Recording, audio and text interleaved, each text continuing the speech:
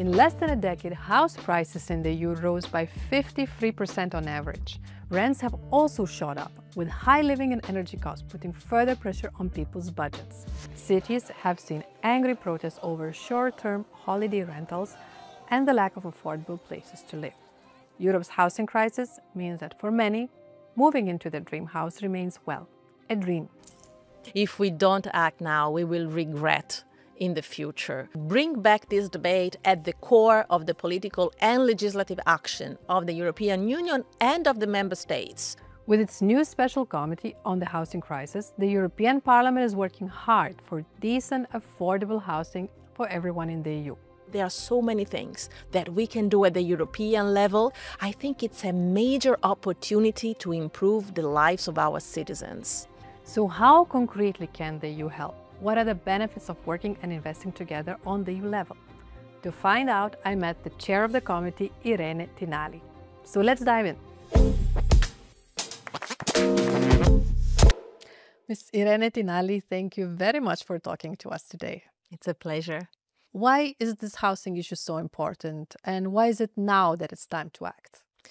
It has become very important in the past few years because what we've seen, what we are still observing, is a sudden surge in prices, both for purchasing real estate, but also for renting an apartment or a house. So it has become increasingly unaffordable for many, many Europeans, way too many. Maybe you can share with us some personal experience. How did the situation change since you first looked for a house to now? I'm not sure that as of now I could afford to be a student in my city, in Milan. You know, when I was 20, it was already challenging to find a place to stay as a student. But I think today would be nearly impossible for me. And so I think that we need to think about that because we want the European Union to be the land of opportunity, of mobility, of students and young people being able to share, to live in different places all over the European Union. You are the chair of a special committee in the European Parliament, which is dealing with the housing crisis. Well, it was created exactly for this purpose. First, above all, to bring back this debate at the core of the political and legislative action of the European Union and of the member states, and try to think what is the situation, what are the needs, what could be the solutions, and what could we do at the European level to support mayors, governors, and regions to provide answers for the citizens. Second, bring more money. We need more funds. We need more economic and financial instruments that the communities, the regions, and the member states can use to increase the supply of affordable housing. And then we can talk all together on how to better regulate those aspects that have gone wrong, that have derailed and have made the market dysfunctional. What do you think are the main causes of this housing crisis? What we've seen in recent years is a combination of factors. Construction costs have risen up considerably. And then we've also seen different markets starting to use residential housing stocks like tourism with the short-term rentals. The increasing mobility of workers and students is a positive thing, but it has not been accompanied with specific targeted housing measures for students or workers. And the supply of affordable housing has been diminishing. Public authorities have decreased the amount of resources that they had put in the past into public and social housing. Who is, in your opinion, is the most affected?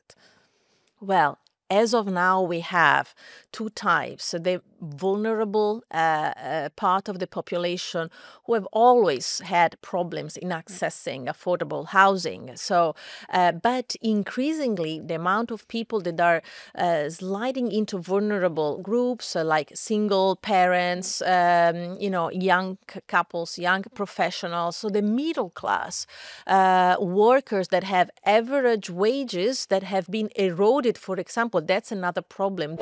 The housing crisis is a reality we can't ignore. This seems to be the case to invest in what matters and do so together. What can the EU do concretely to help? how much money is available for tackling the housing crisis at the EU level. How much money is available and how much money is needed, these are two different things. So on how much money is needed, of course, there are different estimates, but we are talking in the range of 200-300 billions per year to address all the housing needs in terms of affordable housing, social housing. We need the European institutions to be focused on and to discuss how to mobilize more funds, whether it is European funds, cohesion funds, but also how to mobilize private investments and channel them into projects for affordable housing. Talking about where this money could come from and talking about the EU long-term budget, is that important or should we need more? We need to fight to have dedicated funds also in the next multi-annual financial framework. So the budget of the European Union needs to think in terms of what are we going to do in the future. Providing affordable housing, it's not something that can last few years because families and peoples, they need long-term projects. Life is a long-term project. So you need long-term solutions. Where does the responsibility lie between the EU and the national governments on the subject as housing? Well, normally housing policy, it is a competence of the national governments, but the European Union has so many tools to help and support local administrators and national governments, first of all, by supporting them financially, by providing funds, matching funds or financial instruments, but also by providing legal frameworks, also to have cross-border projects to develop a real European industry for sustainable and affordable construction. What could be the concrete measures in the EU to bring the housing prices down? We had a couple of months ago the midterm review of the cohesion funds, and we gave the possibility to member states to double resources dedicated to housing projects. So from 7 billions to 15 billions. Those member states that have this priority and want to invest more in affordable housing, they can do so and use European resources. We are also talking with the European Investment Bank because they have just launched a platform to attract private investments, to provide cheap loans so they can be incentivized to invest in affordable housing. And when you say we, who are you referring to? I think in terms of the European politics, European institutions, I feel we have a duty to think of our citizens and to think of also their daily lives. They are looking upon us and they expect us to provide answers and to do something for them as well. You want houses to be green and energy efficient. Yeah. So why is that important and how that can help in this situation? We know that we have to protect the environment and we have to do that especially to protect the most vulnerable ones that have no chances to live in pretty and fancy neighborhoods. We know how much the energy costs have increased in the past few years. So the energy efficiency of the buildings, especially of public housing stocks, social housing stocks, to have them to be energy efficient means lower cost of the bills, lower cost of energy. It means overall more affordable housing. If you could pass one law for the housing prices tomorrow, what would that be? Oh my God, I'm sorry. Where we start? We can't solve it with one law, otherwise we would have already done it. What should be the beginning? What is the main one that you think should be? I think we should give the flexibility to governments and municipalities to intervene to increase this supply. I think we should empower those actors that are operating already to provide affordable housing. There are sometimes areas where you have, neglected buildings that have been abandoned decades ago. They need just restoration, and you could have a brand new building building in less than a year if you want it, but sometimes it takes 10 years in permits, in authorization, bunch of things that I would really love to do in cooperation with the member states. But it requires a lot of political will as well. Young people are among those most affected by the housing crisis. Eurostat figures show that in 2023, more than a quarter of young people lived in overcrowded accommodation. The latest Eurobarometer Youth Survey shows rising prices and the cost of living are a concern for 4 out of 10 people. Many have to stay in the parental home longer or delaying starting families because of their fears over housing. So what is Parliament's message to them? Make your voice heard. Don't think that it has to be this way. It shouldn't be this way. We are trying to do our best to bring this issue and this problem in the public debate, but we need your voice too. When we try to increase the supply of affordable housing, we need to include some conditionality to make sure that there is a proper share of this affordable supply that goes to the young people that needs it the most. And does the next EU long-term budget, does it pay attention to these young people? That's what I hope, that's what we will fight for. Now, short-term rentals, they're handy when you're on holiday, but for local communities, they can mean fewer homes on the market and higher prices. Eurostat figures for 2024 show guests spent a record of 854 million nights in short-term rental accommodation booked on 4 main platforms. Short-term rentals seem to be the main causes for rising prices of housing. So what's been done to tackle the negative effects?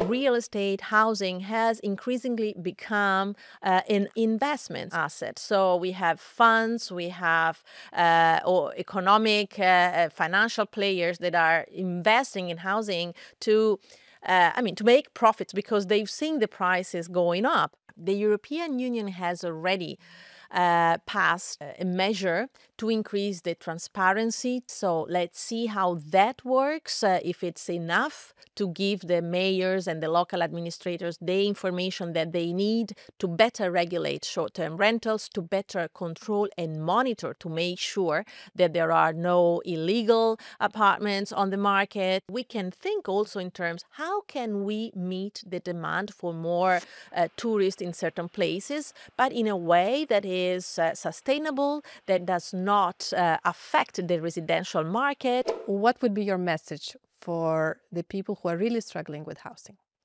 Don't give up. Keep pushing, voice your concerns. We are trying to do exactly this at the European level in the institutions and pushing the institutions and politics in general to deal with this problem. The problem is complex for sure, but it's not unresolvable. We should work all together to find real solutions, and we should push all together for that. So, in short and in one sentence, what's wrong with the housing market in the EU?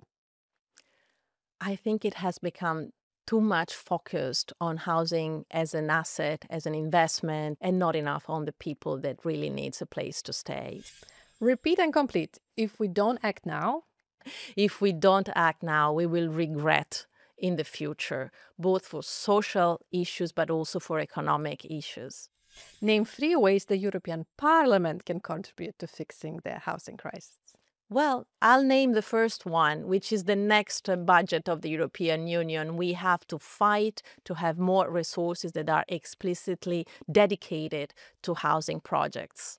Name the top 5 things you want to see in the EU Housing Action Plan. More resources, more resources, more resources, more resources. To help young people with housing issues, the EU should support more student housing projects in all the major cities and support affordable housing for young professionals and young couples. What have you learned so far heading your committee? Oh my God, I've learned that this is really a great emergency, but that it's never too late and the solutions are out there. It's up to us to provide the tools to make them work. That's great. Thank you very much. The housing crisis is a top priority for the European Parliament. You've just heard some of the ways its members are working to address it and to deliver an EU action plan for decent, affordable homes for everyone in the EU. What do you think? Subscribe and let us know.